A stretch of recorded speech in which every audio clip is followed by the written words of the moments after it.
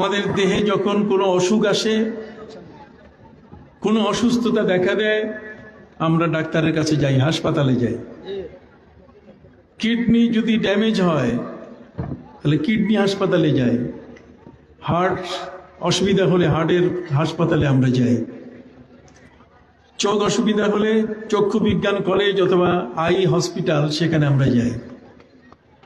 Liver যদি নষ্ট হওয়া শুরু করে আমরা লিভার হাসপাতালে চলে যাই। বুঝতে পারছেন কথা? এগুলো দিয়ে একজন মানুষের শারীরিক, তার দৈহিক যে অসুস্থতা আছে এটাকে দূর করা সম্ভব। কিন্তু মানুষের ভিতরে কতগুলো ভয়ানক ক্যান্সার আছে, যে ক্যান্সারগুলো সারাবার মতো ক্ষমতায় পৃথিবীতে আজ পর্যন্ত কোনো ডাক্তার, কোনো কবিরাজ কেউ দিতে পারেনি।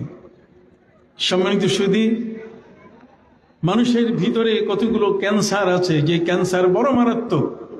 যেমন হিংসা। হিংসার মতো এই ক্যান্সার যার ভিতরে চলে আসছে, পৃথিবীতে কোনো ডাক্তার, কোনো ট্যাবলেট, কোনো ক্যাপসুল বানাতে পারি নাই যে এইটা খাওয়াইলে পরে আর হিংসা থাকবে না। কথা বলেন? আমাদের এই সমাজের মধ্যে মিথ্যা, জুলুম, অত্যাচার, অবিচার, জেনা, ব্যভিচার, এই ধরনের যত খারাপ কর্মগুলো আছে, কাজগুলো আছে, এগুলো থেকে রক্ষা পাওয়ার জন্যে হাসপাতালের কোনো ট্রিটমেন্ট নাই। এগুলো থেকে যদি কোনো ব্যক্তি বাঁচতে চায়, তার হিংসা, তার কেনা, তার বক্স, তার শখ, কথা বোঝেন নাই, তার ভিতরে যে অহংকার, তার ভিতরে যে বর্বরতা, তার ভিতরে যে মানুষের প্রতি আক্রমণ করার মতো চিন্তা, এগুলো থেকে একটি মানুষকে পবিত্র করতে গেলে তাকে চলে আসতে হবে আল্লাহর ওলিদের হাসপাতালে। আল্লাহর ওলিদের হাসপাতালে আসা ছাড়া কোনো মতেই একজন ব্যক্তি এই ধরনের সবচেয়ে বড় যে কাজগুলো, মানুষের যদি কিডনি নষ্ট হয় গুনাহে কবিরা হয় না। একটা মানুষের যদি হার্ট নষ্ট হয়, হার্টে অসুস্থতা দেখা দেয়, এতে গুনাহে কবিরা হয় না। একটা মানুষের যদি লাংস নষ্ট হওয়া শুরু করে, তার কিডনি সহ তার লিভার যদি নষ্ট হওয়া শুরু করে, এটা গুনাহে কবিরা হয় না। কিন্তু হিংসা যদি কোনো ব্যক্তি করে তাহলে কি হয়? গুনাহে কবিরা। ইয়াকুম ওয়াল হাসাদ ফাইন্নাল হাসাদা ইয়াকুলুল হাসানাত। নবী করিম সাল্লাল্লাহু আলাইহি সাল্লাম বলেন, হিংসা থেকে বাঁচো, হিংসা থেকে তুমি রক্ষা করো। যদি হিংসা থেকে তোমাকে রক্ষা করতে না পারো, তাহলে হিংসা কিন্তু তোমার সমস্ত নেক আমল খেয়ে ফেলবে, ধ্বংস করে ফেলবে। সম্মানিত সুধী, মানুষের ভিতরে এই ধরনের প্রকৃতি, তার ভিতরে যে প্রবৃত্তি, তার ভিতরে যে নফসে আম্মারা আছে, এই নফসে আম্মারাটা এই পর্যন্ত পৃথিবীর কোনো বিজ্ঞানীদের টেলিস্কোপ যন্ত্রে অথবা কোনো বিজ্ঞানীদের কোনো এই ধরনের খুব সূক্ষ্ম বিষয়কে ধরতে পারে তাদের তৈরি এই বিষয় কোনো যন্ত্র আজ পর্যন্ত নফসে আম্মারা কাকে বলে এটাকে ট্রেস করতে পারে নাই। অথচ পবিত্র কোরআন মজিদে আল্লাহ তাআলা বলছেন, ওয়া ইন্নান নাফসা লাআম্মারাতুম বিসসু ইল্লা মা রাহিমা রাব্বি।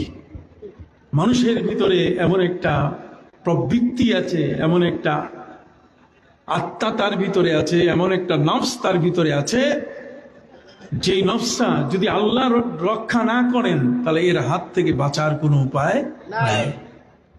কথা বুঝতে পারছেন?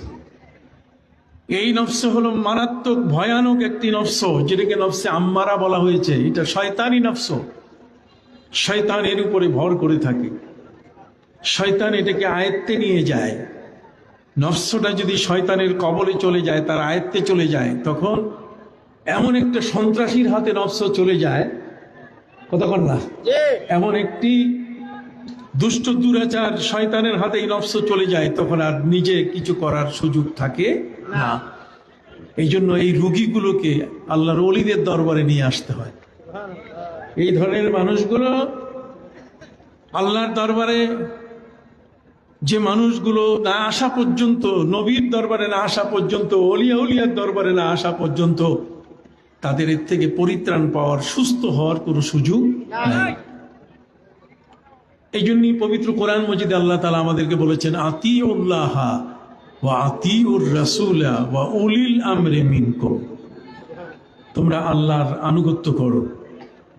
আল্লাহ যে বিষয়গুলোতে তোমার জন্য হালাল নির্দেশ দিয়েছেন, হালালগুলোকে হালাল হিসাবে গ্রহণ করো, হারামটাকে হারাম হিসাবে বর্জন করো। হালাল এবং হারামের লাভ এবং ক্ষতি এত বড় মারাত্মক যে আমাদের জন্য যার গোশত খাওয়া, যাকে আল্লাহ পাক রব্বুল আলামিন আমাদের মেনু দেন নাই, খাবারের কোনো মেনু হিসাবে নির্ধারণ করেন নাই, সেই শূকরের গোশত যদি কোনো ব্যক্তি খায় তাহলে ওর গোটা দেহটা শূকরের মতো হয়ে যায়, সে হিংস্র হয়ে যায়। বাঘের গোশত আমাদের জন্য বৈধ নয়, কাকড়া আমাদের জন্য বৈধ নয়, কারণ কাকড়া হচ্ছে মুনাফিক। কাকড়া যদি খায় তাহলে কাকড়া দুই দিকে চলে, ডাইনও যায় বায়ও যায়। ডাইন বা যেটা দুই দিকে যায়, এটা খাইলে ওই মানুষটা ঠিক এরকম ভাবে হয়ে যাবে, লা ইলাহা ইল্লা ওয়া লা ইলাহা ইল্লা মুযাবযাবিনা বাইনা যালিক। সে না এদিকে না ওদিকে, তাকে চেনা বড় মুশকিল। সম্মানিত সুধী বন্ধুরা আমার, মানুষের মাথা থেকে নিয়ে তার পা পর্যন্ত অসংখ্য গণিত গুনাহ করার সুযোগ আছে।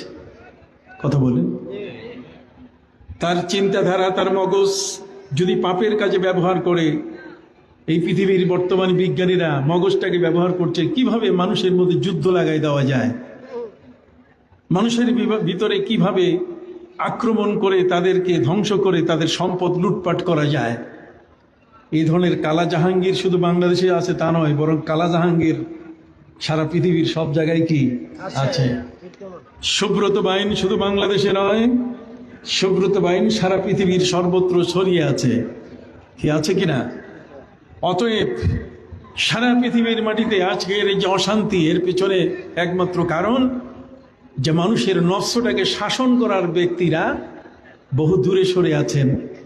মানুষকে শাসন করতে পারে, মানুষকে শাসন করার জন্য, তার নফসটাকে ঠিক করার জন্য যেই হাসপাতাল দরকার সেগুলো এখন পৃথিবীতে কমে গেছে। বর্তমান সময়কালে আমাদের এই দেশে কিছু মানুষ নতুন করে ইসলাম প্রচার করতে গিয়ে তারা আমাদেরকে আহ্বান করছে তাদের কাছে যাওয়ার জন্য, কিন্তু আমরা দেখতে পাচ্ছি সেখানে গিয়ে আল্লাহর ওয়াহদানিয়াত, আল্লাহর একত্ববাদ রক্ষা সেখানে হয় না, আল্লাহর একত্ববাদ সেখানে ধ্বংস হয়ে যাচ্ছে। কথা বুঝতে পারছেন? এই জন্য বন্ধুরা আমার, এই উপমহাদেশের মধ্যে যারা ইসলাম নিয়ে এসছেন, সেই ইসলাম যারা নিয়ে আসছেন তাদের দ্বারাই আমরা ইসলাম শিখেছি। কোনো রাজনীতির মানুষ এসে আমাদেরকে বলে নাই যে তুমি কলেমা পড়ো। রাজনৈতিকভাবে ইসলাম বাংলাদেশে প্রবেশ করে নাই। শাহজালাল ইয়ামিনী রহমতুল্লাহ আলাইহি সুদূর ইয়েমেন থেকে বাংলার জমিনে তিনি এসছেন। হযরতে শরফুদ্দিন চিশতি রহমতুল্লাহ আলাইহি যিনি শুয়ে আছেন হাইকোর্টে, শাহ আলী বাগদাদি রহমতুল্লাহ আলাইহি শুয়ে আছেন মিরপুরে। কথা বলেন। হযরতে গোলাপ শাহ রহমতুল্লাহ আলাইহি শুয়ে আছেন সেই গুলিস্তানে, আছেন কিনা? ঠিক অনুরূপ ভাবে আপনাদের এই ব্রাহ্মণবাড়িয়া সহ এই বাংলাদেশের ভিতরে সারসিনা সহ আরো যত হক্কানি দরবার আছে, এই প্রতিটি দরবারের যে সমস্ত আল্লাহর ওলিরা শুয়ে আছেন তারা এক একটা গ্রামীণ টাওয়ারের মতো, এক একজন গ্রামীণ কি টাওয়ারের মতো। এই সমস্ত আল্লাহর ওলিরা থাকার কারণে আমরা যেভাবে পাপ করি, অন্যায় করি, গজব পড়ার কথা। সম্মানিত শুধু আপনাদের পাশে শুয়ে আছেন সতুরা দরবার শরীফে হজরতে প্রফেসর মৌলানা আব্দুল খালেক রহমতুল্লাহ আলাইহি। আপনাদের এই জায়গা থেকে আগরতলার দূরত্ব খুব বেশি না, আগরতলা কাছে। একজন প্রফেসর মানুষ। সম্মানিত সুধী, হযরতে সুফি ফতে আলী ওয়াইসি রহমতুল্লাহ আলাইহি একজন জেনারেল ব্যক্তি ছিলেন, একজন জেনারেল ব্যক্তি ছিলেন। সেই জেনারেল মানুষটা কোরআন এবং হাদিসের সাথে, আল্লাহর ওলিদের সাথে তাদের সম্পর্ক হওয়ার কারণে তাদের জীবন এমন ভাবে বদলে গেছে। চিঠি আমাদের মৌলানা জুবাইর সাহেব বলেছেন যে উনি চক্ষু বন্ধ করলে নবীজিকে দেখতে পেতেন। তিনি ছিলেন রসুল নুমা, রসুল নুমা, রসুল নুমা। ছেলেরা এসে বলতো, দাদা আমরা নবীজিকে একটু দেখব। কি চমৎকার! বাংলাদেশের জমিন থেকে মদিনা মুনাওয়ারায় নবীজি সাল্লাল্লাহু আলাইহি সাল্লামকে রওজা মুবারকে দেখা যাবে, এখান থেকে দেখা যাবে। এটি একটি বড় ধরনের চ্যালেঞ্জ। কিন্তু আল্লাহ পাক রব্বুল আলামিন এই জমিনের মধ্যে, এই বাংলার মাটিতেই জন্ম নেওয়া সুফি ফতে আলী ওয়াইসি রহমতুল্লাহ আলাইহি, যিনি এখন শুয়ে আছেন কলকাতার মানিকতলায়, কলকাতার মানিকতলায় তিনি শুয়ে আছেন। সেই সুফি ফতে আলী ওয়াইসি রহমতুল্লাহ আলাইহি তিনি তার পরিচয় পৃথিবীর মানুষকে তার ভাষায় তিনি বলে দিয়েছেন। কথা বুঝতে পারছেন? তিনি বলে দিয়েছেন, ওয়াইসা আজ দিন ও ইমা ই কদর দানে মবাস, ওয়াইসা আজ দিন ও ইমা ই কদর দানে মবাস, দিন মা ইশকে মোহাম্মদ হুব্বে ও ঈমানে মা। তিনি বলেন, রে ফতে আলী, তার নাম ছিল ফতে আলী। তিনি বলছেন, ফতে আলী, তোমাকে যদি কেউ জিজ্ঞাসা করে তুমি তো ওয়াইসি, ওয়াইসা আজ দিন ও ইমা, যদি তোমার ধর্ম সম্বন্ধে, তোমার দিন সম্পর্কে যদি কেউ জিজ্ঞাসা করে, তোমার ঈমান সম্বন্ধে যদি কেউ জিজ্ঞাসা করে যে তুমি তোমার ধর্মের পরিচয় দাও, এক কথায় এক বাক্যে যদি তোমাকে কেউ প্রশ্ন করে জানতে চায় যে তোমার ঈমান কি জিনিস, তাহলে তুমি বলে দাও, দ্বীনে মা ইশকে মোহাম্মদ, আমার ধর্ম হলো আমার নবীর প্রেমে পাগল হয়ে থাকা। সুবহানাল্লাহ বলেন। ধর্ম হলো নবীর প্রেমে কি? পাগল হয়ে থাকা। নবীজির প্রেমে যতক্ষণ পর্যন্ত পাগল হওয়া যাবে না, ততক্ষণ পর্যন্ত সেই ব্যক্তি আল্লাহর ওলি হওয়া যাবে না। ওলি হওয়াও কঠিন হয়ে যাবে। আল্লাহর ওলিরা প্রত্যেকেই নবীজির পাগল। সুবহানাল্লাহ বলেন। প্রত্যেকেই নবীজির কি? পাগল। উনি বলছেন, দ্বীনে মা ইশকে মোহাম্মদ সাল্লাল্লাহু আলাইহি ওয়াসাল্লাম, আমার দিন, আমার ধর্মের নাম হলো নবীর মহব্বত। নবীর মহব্বত ছাড়া আমার আর অন্য কোনো ধর্ম নাই। ধর্ম একটাই, সেটা হলো নবীর মহব্বতে পাগল হয়ে থাকা। নবীর মহব্বত কাকে বলে? নবীর ভালোবাসা কাকে বলে? প্রিয় নবী সাল্লাল্লাহু আলাইহি ওয়াসাল্লামের বিরুদ্ধে যারা মক্কার জমিনে আমার নবীকে যারা কষ্ট দিয়েছে, তারা মুশরিক। তারা নবীর মাথা মোবারকের উপরে উটের পচা ভুঁড়ি চাপিয়ে দিয়ে নবীকে জীবনে শেষ করতে চেয়েছিল। সম্মানিত সুধী, কাবা ঘরের সামনে আমার নবী যখন সেজদায় ছিলেন, ঠিক সেজদারত অবস্থায় উকবা ইবনে মুআইদ আমার নবীজির মাথা মোবারকের উপরে উটের পচা ভুঁড়ি চাপিয়ে দিয়ে নবীকে এমন ভাবে বিপদে ফেলে দিয়েছিল, আল্লাহর নবীর শ্বাসকষ্ট শুরু হয়ে গেল। প্রিয় নবী সাল্লাল্লাহু আলাইহি ওয়াসাল্লাম তিনি শ্বাস নিতে পারছিলেন না। এমন একটি সময়ে খাতুনে জান্নাত ফাতেমাতুজ জাহরা রাদিয়াল্লাহু তাআলা তিনি নবীজির এই অবস্থা দেখে দৌড়ে এসে সাথে সাথে উটের পচা ভুঁড়ি কত ভারী, বিশাল বড় উট, আর উটের পচা ভুঁড়ি ৫-৭ জনে মিলে যদি একজনের মাথার উপরে চাপিয়ে দেয়, তাহলে সেই মানুষটির বাঁচা বড় কঠিন হয়ে যায়। হযরতে খাতুনে জান্নাত ফাতেমাতুজ জাহরা রাদিয়াল্লাহু তাআলা সাইয়্যিদাতু নিসায়ে আহলিল জান্নাহ, তিনি আমার নবীজির মাথা মোবারক থেকে বড় কষ্ট করে উটের ভুঁড়িটা সরিয়ে দিয়ে নবীকে জড়িয়ে ধরে কাঁদা শুরু করলেন। আব্বা, আমি যদি এই মুহূর্তে না থাকতাম, না দেখতাম, না জানি আপনার কোন ঘটনা ঘটে যেত। মেয়ের কান্না দেখে আমার নবীজি সাথে সাথে কাবা ঘরের দিকে আঙ্গুল তুলে তিনি আল্লাহর কাছে ডায়েরি করা শুরু করলেন, এজাহার দিলেন। আমরা কেউ যদি অপরাধ করে তার বিরুদ্ধে যেমন থানায় আমরা ডায়েরি করি, সম্মানিত শুধু নবীজি ডায়েরি করা শুরু করলেন, আল্লাহর কাছে অভিযোগ করা শুরু করলেন। তিনি আল্লাহর কাছে বললেন, আল্লাহুম্মা আলাইকা বিআবি জাহাল, আল্লাহ আবু জাহাল এর বিরুদ্ধে তোমার কাছে আমি নালিশ দিলাম। আল্লাহুম্মা আলাইকা বিউতবা, আল্লাহুম্মা আলাইকা বিশাইবা, উতবা এবং সাইবার নামে তোমার কাছে তাদের বিরুদ্ধে অভিযোগ দিলাম। শুধু তাই নয়, আল্লাহুম্মা আলাইকা বিউকবা ইবনে আবি মুআইদ, উকবা ইবনে আবি মুআইদের বিরুদ্ধে তোমার কাছে নালিশ দিলাম। নবী করিম সাল্লাল্লাহু আলাইহি ওয়াসাল্লাম নালিশ দিয়ে দিলেন, চার্জশিট হয়ে গেল আবু জাহালের বিরুদ্ধে। কথা বলেন না? চার্জশিট হয়ে গেল উতবা, সাইবা, উকবা ইবনে আবি মুআইদ সহ মক্কার কাফির যারা এই কাজটা করেছে তাদের বিরুদ্ধে। সাথে সাথে আল্লাহ তাআলা নবীজিকে বলেন, ইসবির কামা সাবারা উলুল আযম, আপনি ধৈর্য ধরুন, আপনি ধৈর্য ধরুন, এদের বিচার আমি আপনার হাতে তুলে দিব একদিন। আর ঠিক আল্লাহ পাক রব্বুল আলামিন তাদের বিচার তুলে দিয়েছেন বদরের ময়দানে। বদরের যুদ্ধে এই আবু জাহাল, উতবা, সাইবা, উকবা ইবনে আবি মুআইদকে নবী করিম সাল্লাল্লাহু আলাইহি ওয়াসাল্লাম সেই গরুর গায়ের যে রগ থাকে সেই মোটা রগ দিয়ে তিনি একটা পিটান দিয়েছিলেন। এই একটা আঘাতেই সাথে সাথে সে মারা গেল। নবীর হাতের শক্তি, কথা বলেন না? নবীর হাতের শক্তি, 40 জন জান্নাতি ব্যক্তির শক্তি আমার নবীর গায়ে ছিল। অতএব বাড়ি দিতে যাইয়া, কারো উপরে আঘাত করতে যাইয়া যদি একটা বাড়ি নবীজি কাউকে দিয়ে দেন তাহলে তার বাঁচা বড় কঠিন। এই জন্য বলা হয়েছে পৃথিবীর মধ্যে সবচেয়ে ওই মানুষটা খারাপ যে নবীর গায়ে আঘাত করেছে, সবচেয়ে ওই মানুষটা খারাপ যার গায়ে নবী আঘাত করেছে।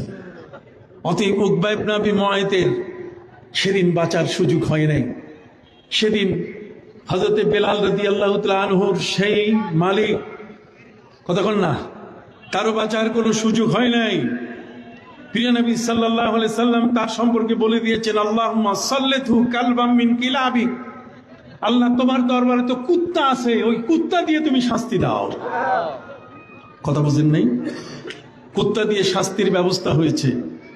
মক্কার মাটিতে যারা নবীর সাথে বেয়াদবি করেছে তাদেরকে যেমন ছাড়া হয় নাই, মদিনার জমিনে গিয়ে প্রিয় নবী সাল্লাল্লাহু আলাইহি ওয়াসাল্লামের সাথে যে মানুষটি দুশমনী করলো সবচেয়ে বেশি, সেটার নাম হলো আব্দুল্লাহ ইবনে উবাই। নাম কি? আব্দুল্লাহ ইবনে উবাই। আব্দুল্লাহ ইবনে উবাই হলো সবচেয়ে বড় মুনাফিক। আপনি জানেন মুনাফিক ওই মানুষটাকে বলা হয় যার মুখ আর যার বুক এক না। বুকে একটা জিনিস আর মুখে কি আরেকটা জিনিস, উপরে আর ভিতরে দুইটা এক না। কথা বুঝতে পারছেন? অতএব আব্দুল্লাহ ইবনে উবাই সে বিশাল বড় পাগড়ি মাথায় বেঁধে, লম্বা জামা, আলখেল্লা, নবীর পিছনে নামাজে সে বিনা উযুতে দাঁড়াইতো। নবীজি যখন রুকুতে যেতেন তখন সে তার পিছনে মুনাফিক সাথীদের নিয়ে, ছোট্ট বাচ্চারা যেমন হাসাহাসি করে, নামাজের মধ্যে ঠিক এমনি করে হাসাহাসি করত। নবী করিম সাল্লাল্লাহু আলাইহি ওয়াসাল্লাম একবার আসরের নামাজ শেষ করে তিনি মিম্বার শরীফে বসে তিনি বললেন, শোনো, ওয়াল্লাহি ইন্নী লা আরাকুম মিন যাহরি কামা আরাকুম আমামি, আমি তোমাদেরকে পিছনে এমন ভাবে দেখি যেমন আমি সামনে দেখতে পাই। অতএব পিছনে তোমরা কি করছো আমি কিন্তু দেখছি নামাজের ভিতরে। সুবহানাল্লাহ বলেন। কত বড় শক্তিশালী পাওয়ারফুল নবী, যে নবী সাল্লাল্লাহু আলাইহি সাল্লাম বলেন, পিছনে তোমরা যারা থাকো শুধু তোমরা নও, বরং পূর্ব প্রান্ত পর্যন্ত, সামনে, আমার সামনে যদি এটা পশ্চিম হয় তাহলে পশ্চিম প্রান্ত পর্যন্ত, এর কোনো জায়গায় কারা কিভাবে আছে। বর্তমান সময়কালের মধ্যে এই যে মোবাইলের অ্যাপস দিয়ে দেখা যায় যে আমার বাড়িটা লন্ডনে, সেখানে কোন মানুষটা আমার রাস্তার পাশে আছে, কোন মানুষটা আমার ঘরে ঢুকতেছে দেখা যায়। কিন্তু আমার নবী সাল্লাল্লাহু আলাইহি সাল্লামকে আল্লাহ তাআলা সেই চোখের ক্ষমতা, তার দৃষ্টিশক্তি এত বৃদ্ধি করে দিয়েছিলেন, তিনি বলেছেন, ওয়াল্লাহি ইন্নী লা আরাল জান্নাতা ওয়া জাহান্নামা মিন হাহুদা। আমি এই জমিনের মধ্যে যখন নামাজে দাঁড়াই, এই নামাজে দাঁড়ানো অবস্থায় আমি আল্লাহর জান্নাত জাহান্নাম আমি দেখতে পাই। সেই নবী সাল্লাল্লাহু আলাইহি ওয়াসাল্লামকে যারা কষ্ট দিয়েছে, তার সাথে যারা বেয়াদবি করেছে, তাদের মধ্যে একদল মানুষ যার নাম হলো মুনাফিক। নাম কি? খুশির খবর যে আব্দুল্লাহ ইবনে উবাই ইবনে সালুল, সম্মানিত শুধু এই ছেলে প্রিয় নবী সাল্লাল্লাহু আলাইহি সাল্লামের খুব ঘনিষ্ঠ, কিন্তু তার কলিজা মাঝে মাঝে এত বেশি ফেটে যায় যে হায়, এমন এক নবীকে আমার বাবা চিনে না। আমার বাবা আব্দুল্লাহ ইবনে উবাই ইবনে সালুল, সে আমার নবীকে চিনে না। এই জন্য সে আমার নবী সাল্লাল্লাহু আলাইহি সাল্লামের কাছে গিয়ে বলল, নবীজি, আপনি যে পানি পান করেন গ্লাসে, যে পেয়ালায় পানি পান করেন, ওই পেয়ালা একটু পানি রেখে দিয়েন। নবীজি বলেন সাল্লাল্লাহু আলাইহি সাল্লাম বলেন যে কেন অল্প একটু পানি রেখে দিব কেন? ওইটা আমার বাবাকে খাওয়াবো আমি। আপনার এই পানিটা খেলে আমার বাপের মধ্যে সন্দেহ দূর হয়ে যাবে, মুনাফিকি করবে না। সুবহানাল্লাহ। ভাইরা আমার, পানি পান করা পানি কাউকে খাওয়ালে সেই পানির দ্বারা মানুষের মুনাফিকি দূর হয়। ওই পানি যদি কাউকে পান করানো হয়, তাহলে ওই ব্যক্তির অন্তরের মধ্যে যত ধরনের কালিমা আছে, হিংসা আছে, বিদ্বেষ আছে, সব কি হয়ে যায়? দূর হয়ে যায়। আব্দুল্লাহ নবীজির কাছে আবেদন করলেন, বাপের সম্পর্কে, পরিবার সম্পর্কে তার জানা, যে নবী করিম সাল্লাল্লাহু আলাইহি ওয়াসাল্লামকে সবচেয়ে বড় যে মানুষটা কষ্ট দিচ্ছে সেটা হলো আমার বাবা। অতএব সেই বাবাকে, নিয়ম তো হলো বাবার সন্তানকে ঠিক করবে। আপনি কি আমার কথাগুলো বুঝতেছেন? নিয়ম কি? বাবা তার সন্তানকে ঠিক করবে, তাকে আদেশ দিবে, তাকে পথে আনবে, ভালো পথে তাকে পরিচালনা করবে, এটা বাবার দায়িত্ব। কিন্তু এখন হয়ে গেছে কি? সম্পূর্ণ উল্টা, একটা বিপরীত জিনিস হয়ে গেল। আব্দুল্লাহ সে নবীজির কাছে গিয়ে বলতে, হুজুর, আপনার যে ঝুটা পানি, আপনি যে পানি পান করে এই শেষে একটু যদি রাখেন, তা আপনার ঝুটা পানিটা আমার বাপকে খাওয়ালে আমার বাপের মধ্যে যে মুনাফিকি স্বভাব, যে খাসলাত, আমার বাপের মধ্যে যে বেঈমানি কার্যক্রমগুলো, বিনা উযুতে নামাজ পড়া, নামাজকে ডিস্টার্ব করার জন্য পিছনে হাসাহাসি করা, এটা কমে যাবে আপনি যদি একটু পানি পান করাবার ব্যবস্থা করে দেন। প্রিয় নবী সাল্লাল্লাহু আলাইহি সাল্লাম আব্দুল্লাহ ইবনে উবাইয়ের ছেলে আব্দুল্লাহকে বললেন, ঠিক আছে, এই নাও পানির পেয়ালা, আমি এখান থেকে পানি পান করেছি, এর থেকে একটু অংশ রেখে দিয়েছি, তুমি তোমার বাবাকে খাওয়াও। তো বাবাকে খাওয়াইতে গিয়ে বাপের কাছে নিয়ে গেছে। বাবা জিজ্ঞেস করছে যে এই পানিটা কিসের পানি? কথা বলে, কিসের পানি? আমরা সাধারণত জমজম পানি যদি নিয়ে আসি মানুষকে দিলে এটা বরকতের পানি, ঠিক কিনা? খোদার কসম, আমার নবীজির জবান যে পানিকে স্পর্শ করেছে সেটা জমজমের চেয়ে আরো মূল্যবান। কথা বুঝতে পারছেন? জমজম তো আল্লাহর পক্ষ থেকে, কিন্তু নবীজি সাল্লাল্লাহু আলাইহি ওয়াসাল্লামের জবান মোবারকের সাথে যে পানি টাচ করেছে, সে পানির মূল্য জমজমের কম নয়, কোটি কোটি গুণে কি বেশি। আব্দুল্লাহ, তার বাবা আব্দুল্লাহ, বাপের নামও আব্দুল্লাহ, ছেলের নামও কি? আব্দুল্লাহ। আপনি জোরে একটু কথা বলেন, ছেলের নামও কি? আব্দুল্লাহ। পানি নিয়ে আসছে কিসের জন্য? হাদিস শরীফের মধ্যে আছে, আমার হুজুররা যদি একটু পানি ফু দেয়, পানি একটু পড়ে দেয়, আমরা ছেলে মেয়েদের জন্য নিয়ে যাই, আমাদের সন্তানের জন্য, আমাদের স্ত্রীর জন্য, অসুস্থ মানুষদের জন্য, আমরা অনেক সময় বিশ্বাস করি না যেটা দিয়ে কি হবে। এটা মুখের একটা ফু, উনি একটু খেয়ে দিলেন।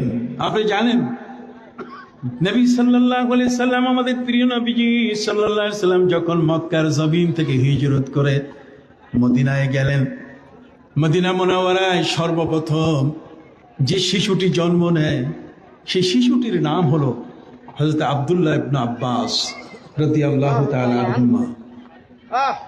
হযরত আব্দুল্লাহ ইবনে আব্বাস রাদিয়াল্লাহু তাআলা আনহুমা, তিনি যে মায়ের গর্ভে ছিলেন সেই মায়ের নাম হলো উম্মে ফজল। নাম কি? উম্মে ফজল। উম্মে ফজল চাচি আম্মার গর্ভে সন্তান।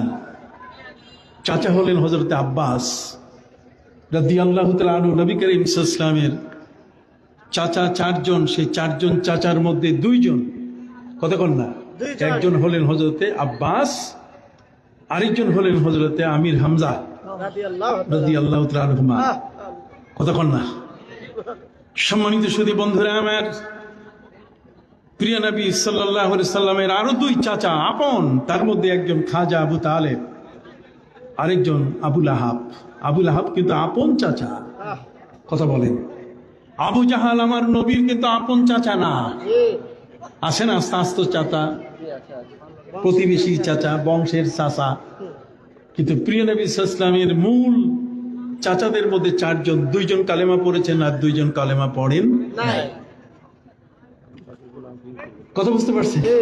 আমি আমার ভাইদের খেদমতে আরজ করতে চাই, হযরত আব্বাস রাদিয়াল্লাহু তাআলা আনহু ভাতিজার কাছে ইসলাম গ্রহণ করেছেন মদিনার জমিনে, তার স্ত্রীর গর্ভে সন্তান জন্ম নিয়েছে। নবীজি চাচি আম্মাকে ডাক দিয়ে বলেন, চাচি আম্মা, উম্মে ফজল, আপনার গর্ভে যে সন্তানটি, এটা ছেলে, এটা জন্ম নিবে, এটা ছেলে জন্ম নিবে, সুবহানাল্লাহ, ছেলে হয়ে জন্ম নিবে। সেই ছেলেটি যখন জন্ম নিবে তখন আপনি আমার কাছে একটু দিয়েন, আমার কোলে দিয়েন, জন্ম নেওয়ার সাথে সাথে যেন আমার কোলে দেওয়া হয়। একটু সুবহানাল্লাহ বলবেন না? পীর মশাই কেন দরকার? আল্লাহর ওলিদের প্রয়োজন কেন? ইসলামের চিন্তাধারা আজ যারা আমাদের কাছে রাজনীতির মাঠে নিয়ে যেতে চায়, আমি তো শুরুতেই বলেছি, এদেশে কিন্তু রাজনীতিতে ইসলাম আসে, এদেশে ইসলাম এসেছে আল্লাহ ওলিদের মাধ্যমে। কোন ওলিরা কিভাবে নিয়ে এসছেন আমি একটু পরে আসতেছি। তবে আপনাদেরকে আমি বলতে চাই, হযরত আব্বাস রাদিয়াল্লাহু তাআলা আনহুর স্ত্রী উম্মে ফজল, তার গর্ভে যে সন্তানটি, আমার নবী বলছেন কি? ছেলে। ভাইরা আমার, তখন পৃথিবীতে আল্ট্রাসোনোগ্রাম নাই, কতক্ষণ না, এই যে আল্ট্রাসাউন্ড, আল্ট্রাসোনোগ্রাম, এগুলো কিছু ছিল না। বাচ্চাকে মায়ের গর্ভে ছেলে না মেয়ে এটা পরীক্ষা করার কোনো বিষয় কোনোভাবেই সম্ভব ছিল না। প্রিয় নবী সাল্লাল্লাহু আলাইহি ওয়াসাল্লামের দৃষ্টিশক্তি ছিল এতই প্রখর যে মায়ের গর্ভে ছেলে না মেয়ে তাও তিনি দেখতে পেতেন। কথা বলেন, এই চোখের সাথে যার চোখ দেখা হয়েছে, এই চোখে চোখে যাদের মহব্বত তৈরি হয়েছে, সেই চোখগুলো এমন এক চোখ, যেই চোখ অর্জন করেছিলেন হযরত ওমর ফারুক রাদিয়াল্লাহু তাআলা আনহু, যিনি মদিনার জমিনে জুমার দিনে খুতবায় দাঁড়িয়ে তিনি আকস্মিক ভাগে, আগের পরের কোনো বক্তব্যের মিল নাই, তিনি বলে উঠলেন, ইয়া সারিয়াতু আল জাবাল আল জাবাল, রে সেনাপ্রধান, তুমি পাহাড়ের পথ ধরো, পাহাড়ের পথ ধরো। নামাজ শেষ হওয়ার পরে মুসল্লি সবাই মিলে হযরত ওমরকে জিজ্ঞাসা করলেন, ওমর, এই মসজিদে তো কোনো সেনাপ্রধান নাই, এখানে কোনো সৈন্য নাই, আমরা সবাই মুসল্লি, আপনি জুমার খুতবা দিলেন, সেই খুতবার আগে পরে মিল নাই, আগের যে সেন্টেন্স গুলো পরের যেটা আপনি বলছেন এই মাঝখানেরটার কোনো মিল নাই, এটা আকস্মিক ভাবে আপনি বললেন কেন? যখন তিনি বললেন, আমি যখন খুতবা দিচ্ছিলাম তখন আমার দৃষ্টি এখান থেকে 900 কিলোমিটার দূরে ইরানের বাল্খ এলাকায় মুসলমানের সৈন্যরা সেখানে বিপদে পড়েছে, আমি এখান থেকে সেনাপ্রধানকে, যিনি পরিচালক, আমি তাকে এখান থেকে কমান্ড দিলাম, তাকে আমি বলে দিলাম, সতর্ক করলাম যে তুমি পাহাড়ের পথ ধরো। তাহলে কোথায় মদিনা, কোথায় মদিনার মসজিদ, মসজিদে নববী, কোথায় উমরে ফারুক রাদিয়াল্লাহু তাআলা আনহুর মিম্বার, আর কোথায় নাহাবান? আর নাহাবান এলাকা, এটা হচ্ছে ইরানের বাল্খ এর কাছে পার্শ্ববর্তী এরিয়া, আমি সেখানে গেছি।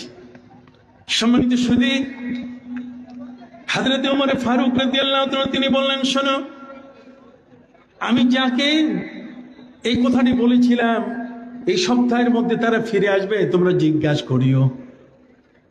সৈন্যরা যখন ফিরে আসে তাদেরকে জিজ্ঞাসা করা হলো, গত শুক্রবার এই সময়ে কি তোমাদের কোনো বিপদ হয়েছিল? তারা বলেন, হ্যাঁ, আমরা শত্রু কবলিত হয়েছিলাম, শত্রুদের হাতে পড়েছিলাম, বাঁচার কোনো পথ নাই। তখন হযরত উমরের কণ্ঠের আওয়াজ আমাদের কানে ভেসে আসলো। আমাদেরকে বলা হচ্ছে যে পাহাড়ের পথ ধরো। আমরা পাহাড়ের পথ ধরেই সেদিন রক্ষা পেয়েছিলাম। সুবহানাল্লাহ বলেন। আল্লাহু আকবার। তাহলে ওই চোখ, যেই চোখের সাথে যদি উম্মতের ইমানের চোখ যদি এক হয়ে যায়, তাহলে সাথে সাথে সেই চোখের পাওয়ার বেড়ে যায়। তখন আর বিজ্ঞানীদের খাতা কলমে 20 কিলোমিটার পর্যন্ত দেখা যায়, অথবা 8 মাইল পর্যন্ত মানুষ সাধারণ চোখে দেখে, এটা আর থাকে না। বিজ্ঞানীদের মহাবিজ্ঞান হলো আল কোরআন, মহাবিজ্ঞানী হলেন আমাদের প্রিয় নবী মুহাম্মদুর রাসূলুল্লাহ সাল্লাল্লাহু আলাইহি ওয়াসাল্লাম। অতএব সম্মানিত সুধী, ইয়া রাসূলুল্লাহ, আব্দুল্লাহ তার পিতা আব্দুল্লাহ ইবনে উবাইয়ের কাছে পানি নিয়ে আসলো। বাবা জিজ্ঞাসা করলেন, এই পানিটা কোত্থেকে নিয়ে আসছো, কি জন্য? কয়, বাবা এই পানিটা হচ্ছে নবীজি সাল্লাল্লাহু আলাইহি সাল্লামের পান করা পানি, কিছু অংশ তিনি আমাকে দিয়েছেন। কেন? এটা তুমি যদি খাও বাবা, তাহলে তোমার মধ্যে যে মুনাফিকি স্বভাবটা আছে, তোমার মধ্যে যে ইসলাম সম্পর্কে তুমি যে শত্রুতা পোষণ করছো, তুমি যে নামাজে ডিস্টার্ব করো, বাবা এই স্বভাবটা আর থাকবে না, তুমি ভালো হয়ে যাবা। তখন এই আব্দুল্লাহ ইবনে উবাই, বেয়াদব জাতে বেয়াদব, সে তার ছেলেকে বলছে, শোনো, যে পানি তুমি নিয়ে এসেছো, শরব মুস্তাফা শরব মুহাম্মাদিন সাল্লাল্লাহু আলাইহি সাল্লাম আফজালু। সে বলছে, তুমি এটাকে সবচেয়ে উত্তম মনে করছো, কিন্তু আমি মনে করি যে তোমার মায়ের যে মদের বোতল আছে, যে মদ পান করে, ওয়া খামরু উম্মিকি ওয়া খামরু উম্মিকা আফজালু মিন শুরবে মুহাম্মদ সাল্লাল্লাহু আলাইহি সাল্লামের যে পানি, তার চেয়ে তোমার মা যে মদ খায়, সে মদের মূল্য বেশি। নাউযুবিল্লাহ, নাউযুবিল্লাহ। এখন ছেলে বাপের এই কথা সহ্য করতে পারে নাই, কথা কন না, বলছে তোমার মা যে মদ পান করে, নাউযুবিল্লাহ। সেই মদ মুহাম্মদ সাল্লাল্লাহু আলাইহি সাল্লামের পানীয় পানি, যেটা যে পানিটা তিনি পান করে রেখে দিয়েছেন, ঝুটা পানি, তার চেয়ে তোমার মায়ের মদের বোতলে যে মদ থাকে, সে মদটার মূল্য কি বেশি। একটু নাউজুবিল্লাহ পড়বেন না? ছেলে সহ্য করতে পারে নাই। ছেলে দৌড়িয়ে আসে আমার নবীর দরবারে, এসে বলে, নবীজি,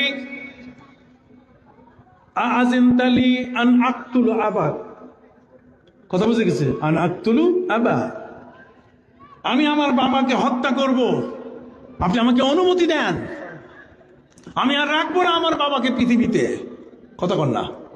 কারণ এই বাবা এত বড় মারাত্মক বেয়াদবি করেছে আপনার সাথে, আমি ছেলে হয়ে এটা আমি বরদাস্ত করতে পারি না। সুবহানাল্লাহ বলেন। এখন বিশাল প্রশ্ন, ছেলে থরথর করে কাঁপতেছে, সে বলছে, আমাকে আপনি অনুমতি দেন, আমি তরবারি দিয়ে এই মুহূর্তে তার কল্লা উড়াই দিব। ঠিক আছে? এই আরবিটা এমনও হতে পারে, আযিনতালি আন আকতুলা আবি, আপনি কি আমাকে অনুমতি দিচ্ছেন যে আমার বাবাকে আমি হত্যা করব? কারণ একে রাখার আর প্রয়োজন নাই, যে আপনার সাথে বেয়াদবি করেছে তাকে শেষ করা দরকার। নবী করিম সাল্লাল্লাহু আলাইহি ওয়াসাল্লাম তিনি তাকে বুঝালেন যে, দেখো, তোমার বাবা আমাকে গালি দিয়েছে, এটা ঠিক কথা, কিন্তু আমি তো ইসলামের বাইরে যাইতে পারি না, সে তো তোমার বাবা, মামলা তো তুমি নিয়ে আসছো, এই মামলাটা তুমি দায়ের করেছো ছেলে হয়ে তোমার বাবার বিরুদ্ধে, আমি বিচারক। কথা কর না? আমার নবী হলেন কি? বিচারক। বিচারক হিসাবে আমাদের প্রিয় নবী সাল্লাল্লাহু আলাইহি সাল্লাম বলছেন, শোনো, তুমি আমার কাছে তোমার বাপের বিরুদ্ধে বিচার এনেছো, এবং তুমি আমার কাছে অনুমতি চাচ্ছ যে তোমার হাত দিয়ে তোমার বাবাকে হত্যা করবে, কারণ সে নবীর সাথে কি করছে? বেয়াদবি করছে। নবীর পানি মোবারকটার সাথে কি করছে? বেয়াদবি করছে। কাজেই ছেলের বড় কঠিন প্রস্তাব, আপনি আমাকে অনুমতি দিন, আমি তাকে কি করব? কতল করব। আমার নবী সাল্লাল্লাহু আলাইহি সাল্লাম এমন এক মহান নবী, জগতের পরিবর্তন আনছেন কিভাবে? পবিত্র কুরআন মজিদে আল্লাহ পাক রব্বুল আলামিন বলেন, وَإِن جَاهَدَاكَ عَلَىٰ أَن تُشْرِكَ بِي مَا لَيْسَ لَكَ بِهِ عِلْمٌ فَلَا تُطِعْهُمَا وَصَاحِبْهُمَا فِي الدُّنْيَا مَعْرُوفًا। আমার আল্লাহ বলেন, যদি মা বাবা তোমাকে আমার সাথে শিরক করতে বাধ্য করে, খবরদার শিরক করতে বাধ্য করার কারণে তুমি যদি তার উপরে অস্ত্র পরিচালনা করতে চাও, তুমি করবে না, যেহেতু তোমার মা তোমার বাবা তার রক্ত তোমার দেহে আছে। وَإِن جَاهَدَاكَ عَلَىٰ أَن تُشْرِكَ بِي مَا لَيْسَ لَكَ بِهِ عِلْمٌ فَلَا تُطِعْهُمَا। খবরদার, মা বাবাকে হত্যা করার অনুমতি নাই। ফালা তুতিহুমা ওয়া সাহিবুহুমা ফিদ দুনিয়া মারুফা। পৃথিবীতে মা বাবার সাথে যে আচরণ করতে হয় তুমি সেইভাবে তার সাথে আচরণ করো। নবীজি বলেন তারাফা, তার মানে তার সাথে রেফক, তার সাথে ভালো ব্যবহার করো। ওয়া আহসিন ইলাই, এবং তার সাথে সৎ ব্যবহার করো। আমার পানিটার কারণে সে আমার সাথে বেয়াদবি করেছে, তোমার মায়ের মদের বোতল, সেই মদের মূল্য, সেই মদের মর্যাদা নবীজির পানি মোবারকের চেয়ে বেশি, এটা বললেও আমি তোমাকে বলতে পারি না যে তুমি তার শাস্তি দাও, তাকে তুমি কতল করো। সুবহানাল্লাহ বলেন। পৃথিবীর মধ্যে একটা ইতিহাস তৈরি হয়ে গেল। এই ছেলে তার বাপের ক্ষেত্রে নবী করিম সাল্লাল্লাহু আলাইহি ওয়াসাল্লামের কাছে বহুবার সুপারিশ করেছে যে বাবাটাকে কোনো মতেই একটা পথে আনা যায় কি না। কথা কি বুঝতে পারছেন? সম্মানিত সুধী বন্ধুরা, আমার সংক্ষিপ্তভাবে আপনাদের কাছে আবেদন করতে চাই, প্রিয় নবী সাল্লাল্লাহু আলাইহি ওয়াসাল্লামের সাথে যারা বেয়াদবি করে তারা কখনো পথ খুঁজে পায় না। আল্লাহ তাআলা আমাদের জন্য সুন্দর সঠিক পথ পাওয়ার জন্য পৃথিবীতে আল্লাহ যেমন তার জন্য দুয়ার খুলে রেখে দিয়েছেন তওবার, ঠিক তার নবীর দুয়ারও খুলে রেখেছেন। ওয়ালাউ আন্নাহুম ইযযালামু আনফুসাহুম জাউকা ফাস্তাগফিরুল্লাহ ওয়াস্তাগফারা লাহুমুর রাসূল লাওয়াজাদুল্লাহ তাওয়াবার রহিমা। যদি তোমাদের মধ্যে কেউ নবীর মদিনায়, নবীর রওজার পাশে, নবীর কাছে যদি তোমরা কেউ যাও আর সেখানে গিয়ে যদি তোমরা নিজের গুনাহ মাফ চাও আর নবী একটু সুপারিশ করে দিলে, তোমার জীবনের সমস্ত গুনাহ মাফ হয়ে যাবে, তোমার ভিতরে পবিত্রতা চলে আসবে, তুমি পৃথিবীর শ্রেষ্ঠ মানুষে পরিণত হয়ে যাবে। সুবহানাল্লাহ বলেন। নবীর রওজা মুবারকে আসতে বলা হয়েছে। ওরা তো বলে কবর জিয়ারতে যাওয়া যাবে না, দূরে সফর করা যাবে না। লা তাশুদ্দুর রিহাল ইল্লা ইলা সালাসাতি মাসাজিদা। পৃথিবীর 3টা মসজিদ ছাড়া আর কোথাও যাওয়া যাবে না, সফর করা যাবে না। তারা মনে করে যে এখন যদি আপনি মদিনা মুনাওয়ারায় যান অথবা কোনো অলির মাজারে আপনি যদি যান তাহলে সে জিয়ারত করা যাবে না। আমাদের দেশের এই ধরনের কিছু ওয়াহাবি নজদি বলে কিনা, জোরে বলেন, বলে কিনা? ওরা আসতে দেয় না। ওরা বলে যে না, নবী করিম সাল্লাল্লাহু আলাইহি ওয়াসাল্লাম বলেছেন লা তাশুদ্দুর রিহাল ইল্লা ইলা সালাসাতি মাসাজিদা। 3টা মসজিদ ছাড়া কোথাও যাওয়া যাবে না। তো 3টা মসজিদ ছাড়া কোথাও যদি যাওয়া না যায় তো ওরা তো দেখি সব মসজিদ ঘুরে বেড়ায়। কথা কন না? এক মসজিদ থেকে আরেক মসজিদ, এক মসজিদ থেকে আরেক মসজিদ, এক জেলা থেকে আরেক জেলার মসজিদে যায় কিনা? একটু হাত উঁচু করে বলেন না, যায় কিনা? তো ওরা তো ঠিক নাই। ফতোয়া জারি করে আমাদের উপরে, যারা আমরা সুন্নি মুসলমান নবী প্রেমিক যারা, তাদের উপরে তারা বলে যে না, মাজারের কাছে যাওয়া যাবে না। হযরত নবীজি বলছেন কুনতু নাহাইতুকুম আন জিয়ারাতিল কুবুর আলা ফাজুরুহা। আমি তোমাদেরকে কবর জিয়ারত করতে নিষেধ করেছি, এখন অনুমতি দিলাম তোমরা কবর জিয়ারত করবে। অতএব যে নবী কবর জিয়ারত করার জন্য অনুমতি দিয়েছেন উনি কি বলে দিয়েছেন যে বাড়ির পাশেরটা করা যাবে আর ওই আজমির শরীফ এত দূরে যাওয়া যাবে না? এটা কি উনি বলছেন নাকি? এমন কোনো কথা তিনি বলেন নাই। তো যারা আজকে আমাদের সমাজে এই সমস্ত কথা বলে তারা বিভ্রান্তির অন্ধকারের মধ্যে কোণঠাসা হয়ে পড়ে আছে। এদের চোখ অন্ধ, এদের জ্ঞান অন্ধ, এদের মানসিকতা অন্ধ। সবকিছু মিলিয়ে এই জ্ঞান পাপীরা আজ আমাদের সমাজের সবচেয়ে বড় ওয়াজের মাহফিলের মঞ্চগুলো দখল করে তারা আজকে আমাদেরকে ওয়াজ নসিহত শোনাচ্ছে, যে ওয়াজের মধ্যে কোনো পবিত্রতা, সেই ওয়াজের মধ্যে কোনো আদব বলতে গেলে কিছু নাই। কথা খেয়াল করেছেন? অতএব ওয়া আন্না হাযা সিরাতি মুস্তাকিমা, আল্লাহ বলছেন আমার একটা সোজা রাস্তা আছে, এটার নাম সিরাতে মুস্তাকিম। এটার নাম কি? সিরাতে মুস্তাকিম। আর এর পাশে আরো অনেকগুলো রাস্তা আছে, এগুলো সিরাতে মুস্তাকিম না। কথা কন না? ওয়া আন্না হাযা সিরাতি মুস্তাকিমা, এটাই হলো আমার সোজা রাস্তা। এই সোজা রাস্তা আপনি বুঝবেন কিভাবে যে এটা সোজা রাস্তা? এটা সোজা রাস্তা বুঝার উপায় কি, এর আলামত কি?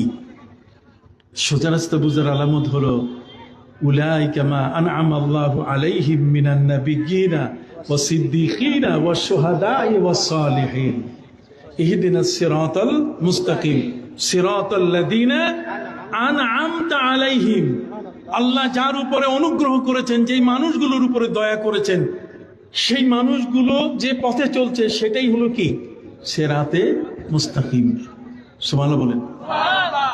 আসুন সিরাতে মুস্তাকিমের পথ, আমি যাদের নাম এখানে উচ্চারণ করলাম, রিয়াসতে রামপুর, কতক্ষণ না, যে সমস্ত মহান ওলি যাদের এজাজতে আজকের এখানে মাহফিল, এই মানুষগুলো আপনারা যারা এসছেন, বাংলার জমিন, এই জমিন হলো হিন্দুদের অধ্যুষিত জমিন। এই জমিনে মুসলমান ছিল না। এক সময়কালে এখানে মুসলমান পাওয়া বড় কঠিন ছিল। সাহাবায়ে কেরামের একটা দল, তারা যেমন এসেছিলেন রংপুর, লালমনিরহাট, ঠিক ঠিক এমনি করে মালাবার হয়ে, চট্টগ্রাম হয়ে, তারা সিলেট হয়ে চলে গেছিলেন গোয়াংজো। তার মানে নবী করিম সাল্লাল্লাহু আলাইহি ওয়াসাল্লামের সেই সাহাবী হযরতে ওয়াক্কাস রাদিয়াল্লাহু তাআলা আনহু, যিনি গোয়াংজো চীনে শুয়ে আছেন। কথা কি বুঝতে পারছেন? এই জমিনের মধ্যে যারা বসবাস করত, তাদের কাছে ইসলাম নেওয়া বড় কঠিন ছিল। অথচ তাদের কাছে ইসলাম নিয়ে আসলেন ঠিক এমন একটি সময় যখন গৌর গোবিন্দের রাজত্ব চলছে। এখানে রাজত্ব চলতেছে বীর বিক্রম আদিত্য বিক্রমপুর, ওই মুন্সিগঞ্জের বিক্রমপুর। কথা কন না? এখানে রাজত্ব চলছে পরশুরাম, ওই বগুড়ার মহাস্থানগড়। কথা বলেন। সম্মানিত সুধী, এই বাংলাদেশের পুরো জমিনটা এটা ছিল রাজা মহারাজাদের দখলে।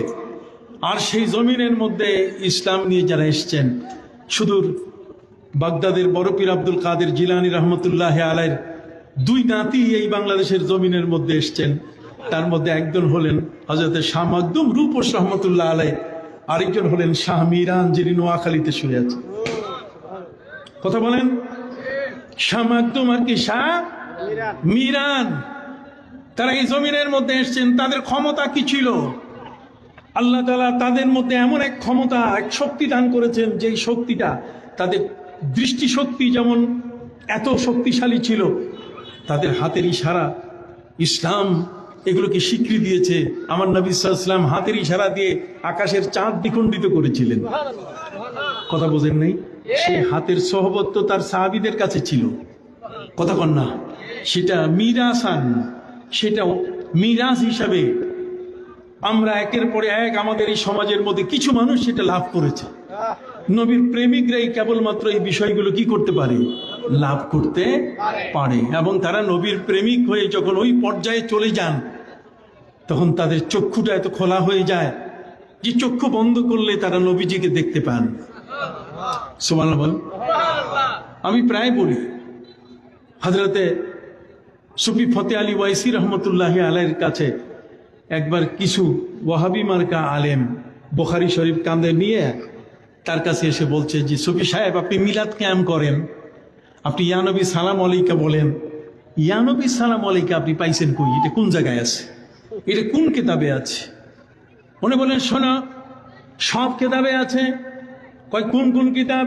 কয় বাংলা বলো, আরবি বলো, উর্দু বলো, ফার্সি বলো, নাগরি বলো, সারা পৃথিবীর মধ্যে মানুষ যত ভাষায় কথা বলে, প্রায় ৩৫০০ ভাষায় মানুষ কথা বলে। প্রত্যেকটা ভাষার যদি পুস্তক নিয়ে আসো, তাহলে সেখানেও বলা আছে, সেখানেও মিলাদ আছে, সেখানেও কিয়াম আছে। আপনি দেখেন, আমি একজন মণিপুরের একজন কামেল পাশ, একজন আলেম হয়ে যদি আমাকে বলা হয়, আমি তো পারবো না সহজে। কিন্তু সুফি সাহেব একজন জেনারেল মানুষ, নবীর প্রেমে যারা চলে যায়, তাদের অবস্থানটা এমন হয়ে যায় যে খাকে গিরত জারশাওয়াত, যদি মাটির উপরে তাদের দৃষ্টি পড়ে তাহলে ওই মাটিটা স্বর্ণে পরিণত হয়ে যায়। সুফি ফতে আলী ওয়াইসি রহমতুল্লাহ আলাই তিনি বললেন, পৃথিবীর যে কোনো কিতাব নিয়ে আসবে, সব কিতাবে মিলাদ কিয়াম আছে। আল্লাহু আকবার। উনি বলছেন, হুজুর অত দূর যাওয়া প্রয়োজন নাই, আমাদের কাছে আমরা বুখারী শরীফ নিয়ে এসেছি, আপনি বুখারীর মধ্যে দেখান পারেন কিনা, এটা কোনখানে আছে, কোন পৃষ্ঠা আছে বলেন। উনি বলেন, যেই পৃষ্ঠাই খুলবে সেখানেই মিলাদ আছে, কিয়াম আছে, সুবহানাল্লাহ। নবীর প্রতি দরুদ ও সালাম আছে। সুবহানাল্লাহ। ওরা বলছে, তাহলে কোন পৃষ্ঠা খুলবো, তোমাদের ইচ্ছা খুলো। ওরা বুখারী শরীফ খুলতেছে, খোলার পরে দেখে যে এই পৃষ্ঠার মধ্যে কি আছে, আপনি দেখাতে পারবেন সুফি সাহেব? উনি বলছেন, তোমরা আগে পড়ো না, তোমরা পড়লেই তো দেখতে পাবে। আল্লাহু আকবার। পরে যখন পড়া শুরু করেছে, ওয়াবিহি ক্বালা হাদাসানা ফুলান ইবনে ফুলানিন, কথা অমুকে অমুকে আমার কাছে হাদিস বর্ণনা করছেন, অমুক নবী করিম সাল্লাল্লাহু আলাইহি ওয়াসাল্লাম থেকে হাদিস নিয়ে এসেছেন, তিনি বলতেছেন হাদাসানা রাসূলুল্লাহ সাল্লাল্লাহু আলাইহি ওয়াসাল্লাম। কতক্ষণ না সামিতু রাসূলুল্লাহ সাল্লাল্লাহু, যখন এটা বলা শুরু করেছে তখন ওদের সংখ্যা ছিল প্রায় 30 থেকে 35 জন। এই ওয়াহাবি আলেম সবগুলো দাঁড়ায় গেছে, সবগুলো এখন ইয়া নবী সালাম আলাইকে শুরু করছে। সুফি ফতে আলী ওয়াইসি রহমতুল্লাহ আলাই তিনি তাকে বলছেন, তুমি তো ওয়াইসি, যদি তোমাকে প্রশ্ন করে তোমার ধর্মের নাম কি, তোমার ইমানের নাম কি, তাহলে বলে দিও দ্বীনে মা ইশকে মোহাম্মদ, আমার ধর্ম হলো নবীর প্রেম আর আমার ইমান হলো নবীর মহব্বত। हर कुजादर सीनाम गुल करदा जख्मे इश्के हो शुद गुलिस्ता आया आखिर दिल सीनाए बीराने मा। হযরত সুফি আলী ফতে আলী ওয়াইসি রহমতুল্লাহ আলাইহি তিনি বলেছেন, আমার এই বুকটা ছিল একটা চাটিয়াল ময়দান, এই বুকটা ছিল কতগুলো পাথর দিয়ে ভরা একটা বালুময় একটা জায়গা। এই জায়গায় নবীর প্রেম বলতে গেলে কিছু ছিল না। আমি আমার এই বুকটাতে নবীর ভালোবাসার গাছগুলোকে এখানে আমি বুনন করলাম। এই গাছগুলোকে রোপণ করার পরে, সেই গাছগুলোকে লাগাবার পরে আমার বুকটা নবীর প্রেমের গাছে পূর্ণ হয়ে গেল। আর সেগুলো আমি আমার প্রেমের আগুন দিয়ে যখন জ্বালানো শুরু করি, তখন আমার পুরা সিনাটা নবীর প্রেমের আগুনে উজ্জ্বলিত হয়ে যায়। ইয়া রাসূলুল্লাহ, ইয়া রাসূলুল্লাহ। এই জন্য তিনি বলেন, হার কুজাদার সিনাম গুল করদা জখমে ইশকে ও শুদ গুলিস্তা আয়া আখির দিল সিনায়ে বীরানে মা। আমার এই বীরান সিনা, যেখানে নবীর মহব্বত ভালোবাসা বলতে গেলে কিছুই ছিল না, আর সেখানে মহব্বতের গাছগুলো আমি লাগাইয়া আগুন দিয়ে আমি সেই গাছগুলোকে যখন তাপানো শুরু করি, তখন ইশক আমার জীবনকে এমন প্রভাবিত করে ফেলে, তখন আমি নবীর পাগল হয়ে যাই। নবী ছাড়া আর আমি কিছু বুঝি না। এটি হালত, যারা বলে এটা কি হালত, এটা মানুষের জীবনের এক অবস্থা থেকে আরেক অবস্থায় আসার একটি বিষয়। অতএব সম্মানিত শুধু সেই সুফি ফতে আলী ওয়াইসি রহমতুল্লাহ আলাইহি ছিলেন কবি, তিনি সাহিত্যিক ছিলেন। তার দিওয়ানে ওয়াইসি আছে, কথা বল না, তার দিওয়ানে ওয়াইসি আছে। সেই দিওয়ানে ওয়াইসি এটা খুব কবিতা দিয়ে ভর্তি। সেই দিওয়ানে ওয়াইসি এর মধ্যে যত ধরনের প্রেম ভালোবাসার কাসিদা, এই যতগুলো পংক্তি আছে এগুলো তিনি পড়া শুরু করলেন। 3 থেকে 4 ঘন্টা ইয়া নবী সালাম আলাইকা চলতেছে। তার মানে এতদিন এই ওয়াহাবিরা যে কাজা তাদের যে পড়ে নাই, এই কাজাটা উনি 4 ঘন্টা ধরে ওদেরকে তিনি বসতে দেন নাই, খালি কবিতা পড়ে পড়ে নবীর প্রেমের আগুন জ্বালাই দিলেন। সবাই ইয়া নবী সালাম আলাইকা, জোরে বলেন সবাই কি ইয়া নবী সালাম আলাইকা। তাহলে আল্লাহর নবীর প্রেমিক যারা, সেই সকল ব্যক্তিদের কাছে যতক্ষণ পর্যন্ত আসবে না, ততক্ষণ পর্যন্ত সেই ব্যক্তি সিরাতে মুস্তাকিম পাবে না। মানুষের ভিতরে সে ভয়ঙ্কর ক্যান্সার যেগুলো আছে, হিংসা, বিদ্বেষ, অহংকার, পরশ্রী কাতরতা, সুদ খাওয়া, ঘুষ খাওয়ার যে প্রবণতা, কতক্ষণ না জেনা ব্যভিচারের যে মানসিকতা, এগুলো থেকে একটা মানুষকে পবিত্র করতে গেলে তাকে নিয়ে আসতে হবে কার কাছে? আল্লাহর ওলিদের হাসপাতালে। বেশা কতক্ষণ? প্রেমের হাসপাতাল আল্লাহর ওলিদের হাসপাতালে যখন আপনি নিয়ে আসবেন, এখানে আসার পরে যখন বসে লা ইলাহা ইল্লাল্লাহর জিকির দিবে, লা ইলাহা, নাই কোনো মাবুদ ইল্লাল্লাহ, আছেন কে? আল্লাহ। নাই কোনো মাবুদ, নেগেটিভ, কতক্ষণ না, আর আছেন আল্লাহ, এটা কি? Positive. পজিটিভ। তো নেগেটিভ আর পজিটিভ ছাড়া এই বিদ্যুতের আলো কি জ্বলে? না তো নেগেটিভ পজিটিভ যখন লা ইলাহা ইল্লাল্লাহর জিকির কলবের মধ্যে জারি হয়ে যাবে, তখন তার কলবের মধ্যে ঈমানের নূর জ্বলে আসবে। আল্লাহ তখন ওই লোকটা তার চোখ দিয়ে সে ওই মদিনার জমিনের অতটুকু জায়গা দেখবে না, সে দেখতে পাবে লাহাবান, ওই 900 কিলোমিটার দূরের পথ তার জন্য দেখা সহজ হয়ে যাবে। সুবহানাল্লাহ সুবহানাল্লাহ। বড় পীর আব্দুল কাদের জিলানী রহমতুল্লাহ আলাইহি, সম্মানিত সুধী, তিনি আসরের উযু করতেছিলেন। কথা বলেন, এই আসরের উযু করাকালীন সময়ে তার কানের মধ্যে আওয়াজ আসলো, প্রায় 300 মাইল দূরে পাহাড়ি এলাকায় একজন মহিলা, তিনি ডাক দিচ্ছেন, ইয়া গাউস আগিসনি। কি ডাক দিচ্ছেন? ইয়া গাউস আগিসনি, হে গাউস, আপনি আমাকে সহযোগিতা করুন। সুবহানাল্লাহ ওরা বলে এটা শিরক, ওরা তো শিরকের বিশাল ভর্তি, এই বড় ধরনের থলি নিয়ে ওরা নামছে। কতক্ষণ না, যে মুয়াহিদ, ফতোয়া হলো যে মুয়াহিদ, যে আল্লাহকে আল্লাহ বলে স্বীকার করেছে, সেই ব্যক্তি যদি বলে আম্বাতার রাবিউল বাকলা, আম্বাতার রাবিউল বাকলা, তার মানে এবার ফসলটা খুব ভালো হয়েছে। কতক্ষণ না, এই যে বসন্তকাল ফসলটাকে সুন্দর করে দিয়েছে, এতে সে মুশরিক হবে না। কথা বুঝতে পারছেন? জি যেহেতু সে তৌহিদ পন্থী, তার মুখে আল্লাহর একত্ববাদ আছে, তো আল্লাহর একত্ববাদ ব্যক্তি যদি মুখ দিয়ে বলে দেয়, তার এই মুখের বলাটা এতে শিরক হবে না জোরে বলেন, কি হবে না? শিরক হবে না। শিরক হবে না। অতএব সম্মানিত সুধী বন্ধুরা আমার, জগতের মধ্যে এই ধরনের ব্যক্তি যারা আল্লাহ তাআলা যাদেরকে মনোনীত করেছেন, যারা আল্লাহর ওলি হয়েছেন, সেই ওলিদের চোখের দৃষ্টি এটাও শক্তিশালী কম না। হযরত বাইজিদ বুস্তামি রহমতুল্লাহ আলাইহি একটা গাছের নিচে বসা, জোরে বলেন কোথায়? গাছের নিচে বসা, তিনি ধ্যানে মগ্ন। আপনি জানেন আল্লাহর ওলিদের চিল্লা আর আমাদের চিল্লার মধ্যে কি আছে? দশকম আছে বেশ কম আছে। আকাশ পাতাল আল্লাহর ওলিরা চিল্লা করে পাহাড়ে, যেহেতু নবী করিম সাল্লাল্লাহু আলাইহি ওয়াসাল্লাম চিল্লা করছেন কোথায়? পাহাড়ে পাহাড়ে। মুসা আলাইহিস সালাম তিনি চিল্লা করছেন তুর পাহাড়ে। নবী করিম সাল্লাল্লাহু আলাইহি ওয়াসাল্লাম তিনি চিল্লা করছেন কোথায়? হেরা পর্বত। হযরত নবী নূহ আলাইহিস সালাম তিনি তার অবস্থান নিয়েছিলেন জুদি পাহাড়ে। কোথায়? জুজি ওয়াস্তাওয়াত আলাল জুদি, জুদি পাহাড়ে। ইসলামে পাহাড়ের একটা বিশাল বিশাল একটা বিষয় আছে। অতএব আমাদের প্রিয় নবী সাল্লাল্লাহু আলাইহি ওয়াসাল্লাম তিনি মোরাকাবা, তিনি বিশেষ ধ্যানে তাহান্নুস, বিশেষ ইবাদতে আত্মনিয়োগ করলেন হেরা পর্বতে। হেরা পর্বতের একটা জায়গায় একলা, কেউ নাই, একটা পাহাড়ের মধ্যে একটা গুহায়, একটা কবরের মতো জায়গায় বসে তারপরে একাকি থাকেন। দেখি 40 দিনের চিল্লা কারে কয়? শেষ কতক্ষণ না, সেখানে সাপ আসবে, সেখানে কে আসবে? সাপ আসবে, বিচ্ছু আসবে, অন্যান্য হিংস্র প্রাণীরা আসবে, কেউ ক্ষতি করবে না।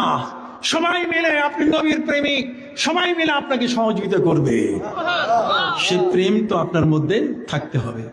এখন যদি বলেন যে না, গোশত কিনে নিয়ে আসছি মসজিদের ভিতরে, এটা কে জানি চুরি করে নিয়ে গেছে, কতক্ষণ না, টাকা এটা পকেটের মধ্যে ছিল, সেটাও মসজিদ থেকে কি হয়ে গেছে?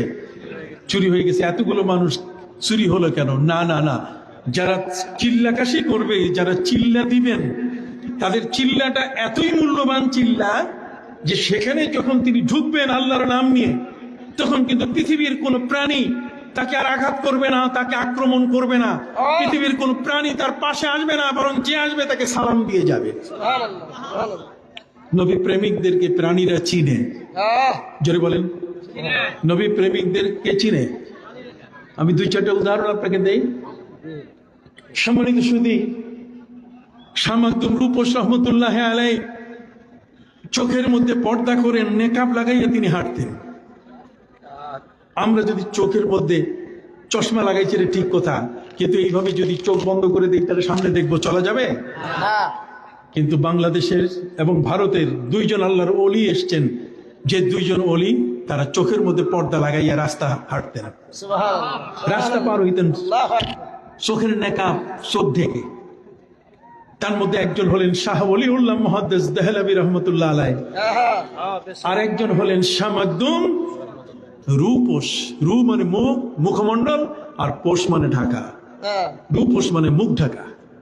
তো একে বলে রূপোষ। এটা হচ্ছে মাস্কুলিন জেন্ডার, এটা হচ্ছে পুরুষবাচক শব্দ।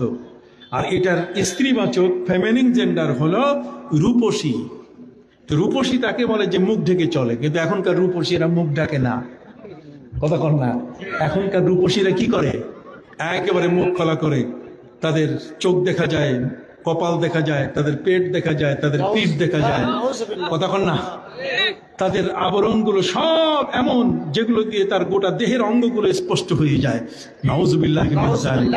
আমাদের দেশের রূপসী এমন নারী, আর তাদেরই কেউ কেউ শোনা যায় প্রশংসা করছে এত বেশি যেটা বলার মতো না।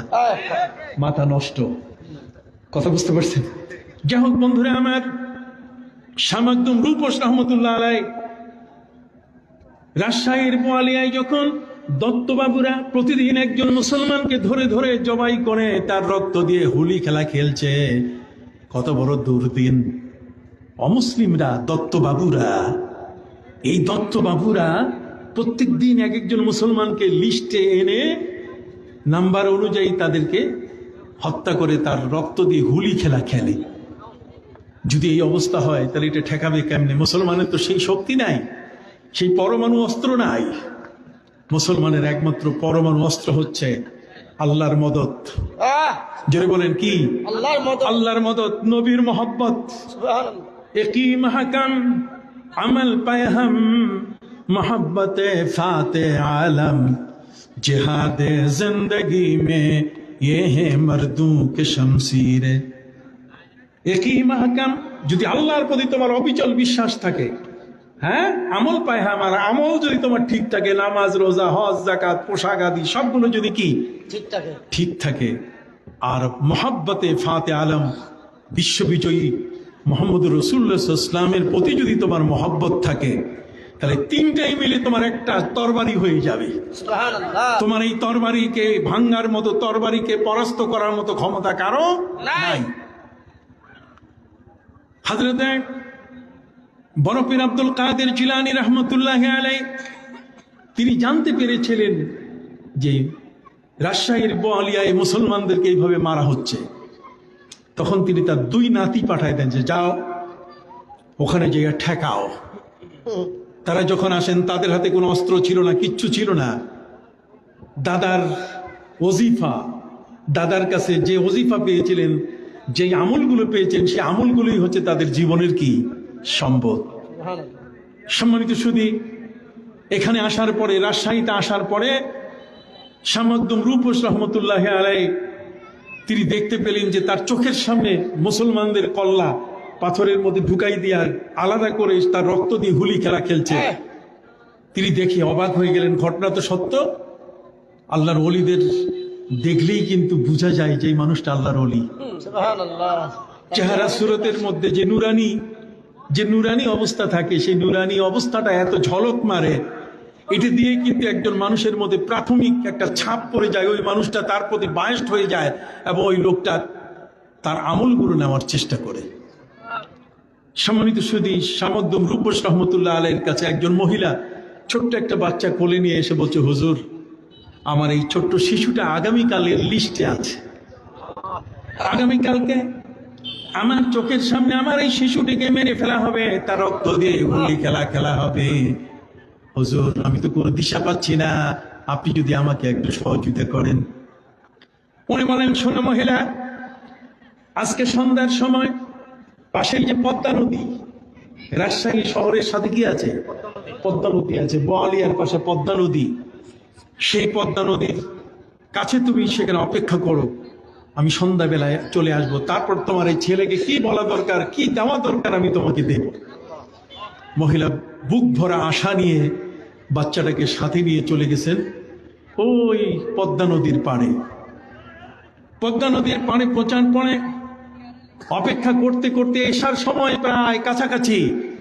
মহিলা নিরাশ হয়ে যাচ্ছে, মনে হয় হুজুর আসবেন না, দরবেশ সাহেব আসবেন না।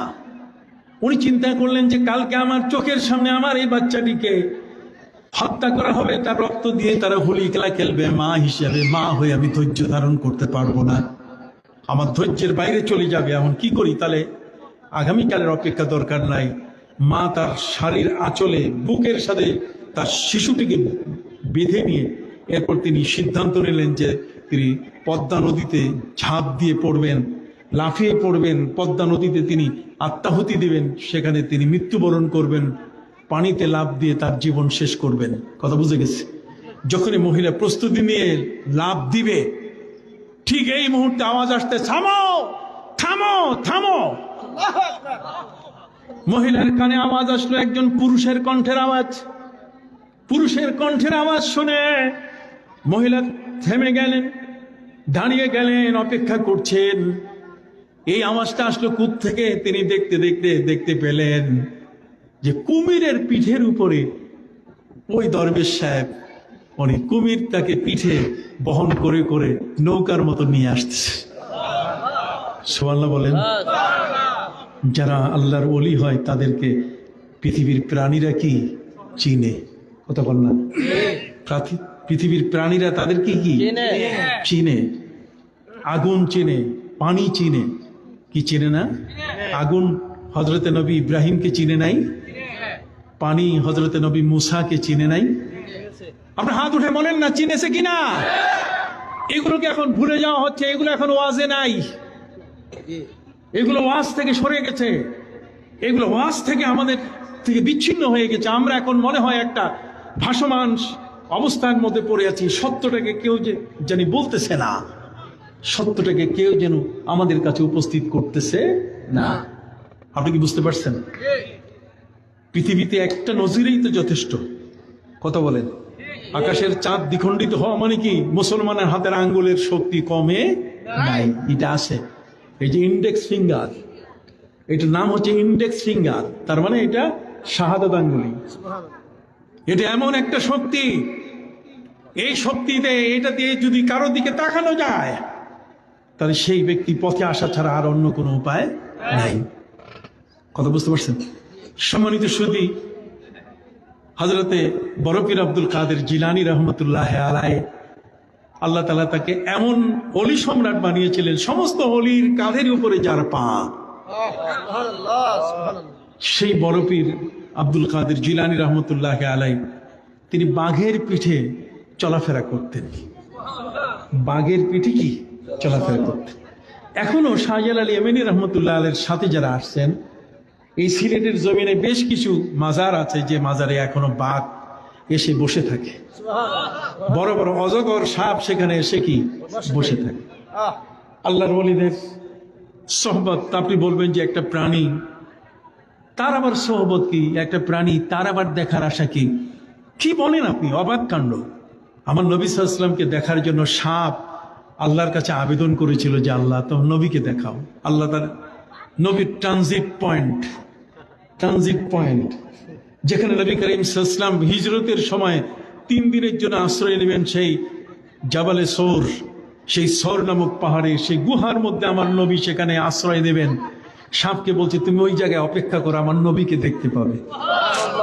কথা বুঝতে পারছেন? সেই সাপ হযরত আবু বকর সিদ্দিক রাদিয়াল্লাহু তাআলা নবীজির সঙ্গী, প্রিয় নবী সাল্লাল্লাহু আলাইহি ওয়াসাল্লামের যেন ক্ষতি কিছু করতে না পারে এই জন্য তিনি কাপড় ছিঁড়ে ছিঁড়ে ওই গুহার ছোট ছোট ছিদ্রগুলো বন্ধ করছিলেন। সব ছিদ্র বন্ধ হয়েছে, কিন্তু একটা ছিদ্র বাকি ছিল, সেখানে তিনি তার পা দিয়ে ওই ছিদ্রটা বন্ধ করলেন, যাতে নবীকে কোনো বিচ্ছু অথবা কোনো প্রাণী যেন তার কোনো ক্ষতি না করে, কোনো হিংস্র এই ধরনের কোনো বিচ্ছু যেন তার কোনো ক্ষতি না করে। কিন্তু সেখানে ছিল কে? সাপ। ওই সাপটি বারবার নক করতেছে আবু বকর সিদ্দিককে যে তুমি আমার দুয়ার খুলে দাও, আমি 2 নয়নে আমার নবীকে একটু দেখব। সম্মানিত সুধী, সেখানে আবু বকর সিদ্দিক এই বিষয়টা উপলব্ধি করতে পারেন নাই। এক পর্যায়ে সাপ বলছে যে না, তোমাকে কামড়াইয়াও পা সরাই দিয়ে হলো আমার নবীকে আমি দেখব। তাই হয়েছে, সুবহানাল্লাহ, তাই হয়েছে। সম্মানিত সুধী, এই জন্য বলা হয় আবু বকর সিদ্দিক রাদিয়াল্লাহু তাআলা আনহু তার শেষ জীবনে এই সাপের আঘাতের যে ব্যথাটা, এই ব্যথাটা নিয়েই তিনি ইন্তেকাল করেছিলেন। কথা বুঝতে পারছেন? আবু বকর সিদ্দিক রাদিয়াল্লাহু তাআলা আনহু সাপ পথ খুলতে চায়, আবু বকর সিদ্দিক তিনি এটা বুঝেন নাই। শুধু তাই নয়, বরং নবী করিম সাল্লাল্লাহু আলাইহি ওয়াসাল্লামের একজন সাহাবী ছিলেন, তার নাম হলো সাফিনা। নাম কি? সাফিনা। আন সাফিনাতা মাওলা রাসূলিল্লাহ সাল্লাল্লাহু আলাইহি ওয়াসাল্লাম, নবী করিম সাল্লাল্লাহু আলাইহি ওয়াসাল্লামের একজন গোলাম ছিলেন তিনি বলছেন, ইন্নী রাকিবতুল বাহরা, আমি একটা বড় নদী পার হচ্ছি। আমি একটা এই যমুনা, পদ্মা, বড় বড় নদী, এরকম একটা নদী আমি পার হচ্ছি। ইন্নী রাকিবতুল বাহরা, আমি সমুদ্র পাড়ি দেওয়ার জন্য একটা নৌকায় উঠেছিলাম, কিন্তু মাঝখানে যাওয়ার পরে এত ঘূর্ণিঝড় হলো যে ঘূর্ণিঝড়ের কারণে আমার নৌকাটা উল্টে গেল মালামাল সহ। আমার পুরা নৌকার মধ্যে এত স্রোতের আঘাত যে মনে হয় তক্তাগুলো একটার পরে একটা সব খসে গিয়ে আমি পানির মধ্যে ভাসা শুরু করলাম। এত অন্ধকার যে আমি